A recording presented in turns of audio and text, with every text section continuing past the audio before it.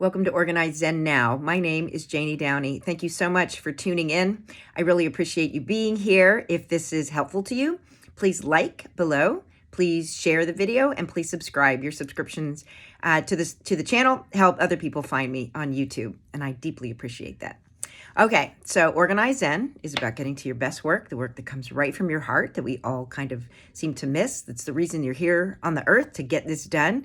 The Zen part is about doing it in a way that works really well for you and not trying to match up to somebody else's standards and say, oh my gosh, I'm not getting what I want to do, or I just feel bad about it. It's really taking the time to ponder that. And that's what I'm going to talk about today. So I'm a huge advocate, as you know, if you've been watching these, on taking a breath and taking some quiet time and actually stopping and thinking. So it's kind of a lost art these days, which is a strange thing to say, but we get so busy and you just go from one thing to the next and you're up and you're at 'em and then you're back and you get these habits that are ingrained of how you're running your life.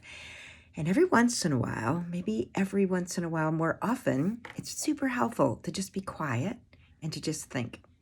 So this morning, I went out for a run and I paused partway through. And the thought behind this comes from a woman named Karen Ward, who does these wonderful creative workshop weekends. She's up out of Canada. And she had us do a creative walk.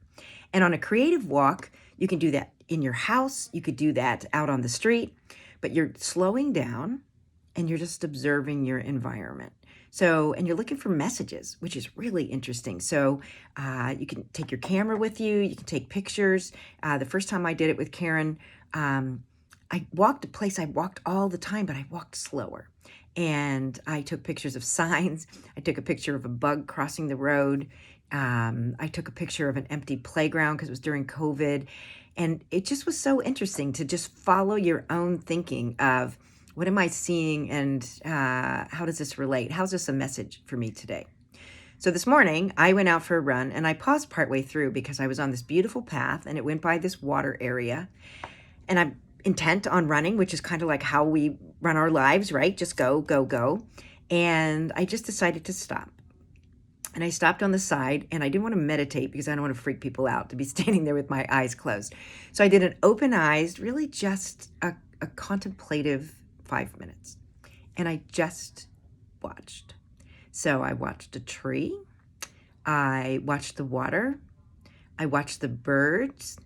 I did a habit that Sharon Salzberg advocates, which is, she's a Buddhist teacher, to send love out. So I sent love to the tree. I sent love to the birds. So you're kind of creating a wave, but it's also just making you feel connected with what it is that you're looking at.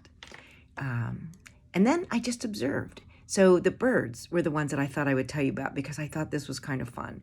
So again, I'm not looking for a specific message. I'm just connecting to my environment. And the first thing was just the fact that I stopped and observed. And that's really, really important. When you are trying to get to your best work, you have to figure out what it is.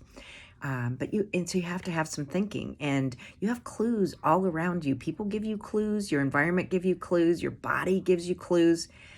So just stop and observe was the first big takeaway. And then it was fun to watch the birds. So one of them was working on a nest, and she just was working with whatever she could find. She was being so industrious. And to be in your environment and to work with what you have and to be where you are is also a very deep Buddhist thought. Be where you are. Work with what you have. A couple of them were paired up. These were ducks paired up for travel. And I love the idea of that. Like if you're trying to head off somewhere, sometimes you really want to be with someone else. We've certainly seen birds flock together for safety. They also seem to do it for fun. There were also birds I was watching that were very happy individually working. So good messages there from all of those different birds. My favorite thing was to watch one just stop and just launch into song. And isn't that a nice message to get to? So I'm definitely going to take that one personally. And then I liked it just that they seemed to be playing even though they were working. So they were busy, they were super industrious, they were outside, which I love, but they were getting to their best work, but they weren't stressed about it because they're birds. So they were just playing. So a lot of fun messages with that. The the activity for you out of this is to take some time today, tomorrow, sometime this weekend, and just stop and observe. And this could be as you are getting into your car, could be as you get to your office or as you come back to your house. And what I think is cool with when you stop and do this is to be in a place that you've been a million times, but you just haven't stopped and looked. And then you just got to be still enough to stand or sit and just look at what's right in front of you and both take the message from it by being quiet and then ponder and let those spark ideas with you. Okay, I hope that's helpful. It was fun to present. So if this is helpful, please like, please share, and please subscribe. And I hope you will come back and listen again. Thank you so much.